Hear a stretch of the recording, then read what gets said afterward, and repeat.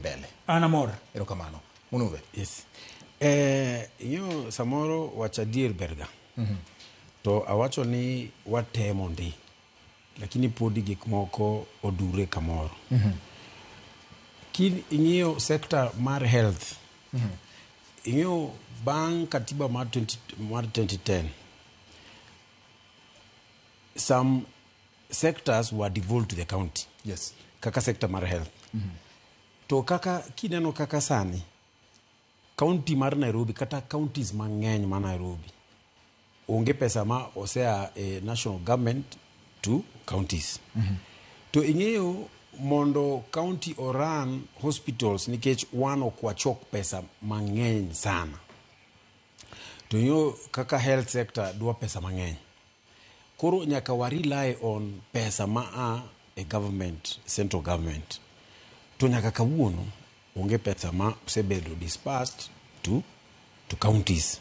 Koro king'iyo issue mar health e county kata ma Nairobi kata Kisumu kata Kanya ibiro yudo ni nikech onge pesa maber yath e hospitals go onge.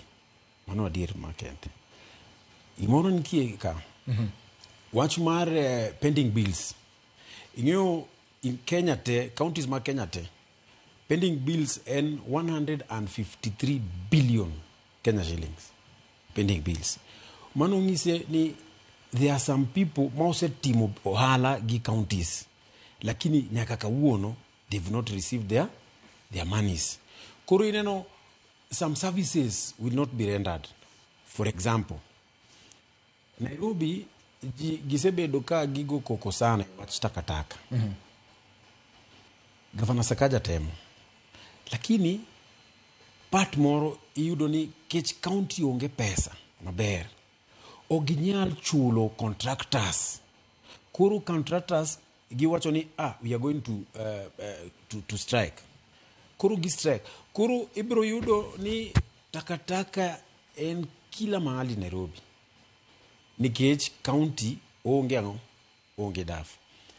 Koro anyalo wacho ni some parts watimo maber. Some other parts pod gik moko dure. Lakini alamo Nyasaye mondo umi wateko mondo wang'ang'ana. Watch a World Development Fund kaka mheshimiwa wacho ni. Inyo World Development Fund mawango sani it is not enshrined in constitution. Kwa hivyo oken gimoro ma MCA nyalo jivunia sana giwach ni inyo one gi World Development Fund. It is not enshrined in the constitution. So one, I am pushing and asking my fellow MCS mondo wa push gini mondo obed enshrined in the constitution. Wabed one gi kiti marwa, wabed one gi pesa kaka MPs kaka CDF cha mondo wanyalo timo gik moko mang'eny e counties. Nikech kineno kaka Nairobi kae wakao 23 million. To projects ma ward ng'eny. For instance, Kariobangi waonge sewer system. Waonge drainage system. Waonge ndara. Maber, nikech nyaka walos ndara ma the main ndara to the estates onge. To kineno pesa ni ki compare 23 million to tich ma onego wati e ward ibro neno en peanuts. Koro otin sana. Koro ko nyalo yudo kata gini ka onyalo bedo enshrined constitution mondo MCAs gibed gi kiti kata ka 100 million wanyalo wacho ni koro mheshimiwa an mai abro keto mar drainage systems. Mai abro keto mar maybe ndara. Mai wadwa keto street lights. Nairobi ka watemo. Lakini kidhi e wards moko bebro yudo waonge lights properly.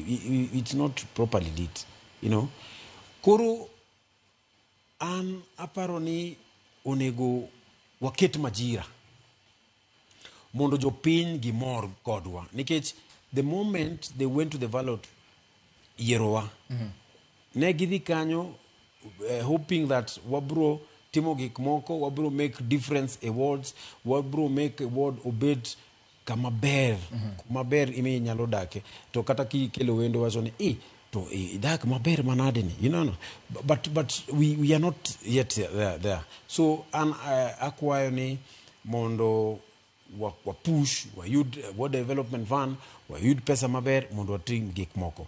Wach mar hospital ni be en very vital and very important. Sani kata ki dhi hospitals moko nyocha ni neno kaka hospital mar Mama Lucy, lakini governor notemo no dhi kanyo otemo oloso. Ni neno one bed was shared by 5 women. Neno nikech jotuo ng'eny to gidwa dhi hospital, lakini hospital ni nikech hospital ni be rely partly pesa mar sirkal mondo giran to central government oktimango ok release pesa mar counties on time. Koro I think central government onego gi-release pesa mar counties on time. Mondo counties gibed ka gin gi nafas mar pango gik moko e county so that county nyalo run maber. All right.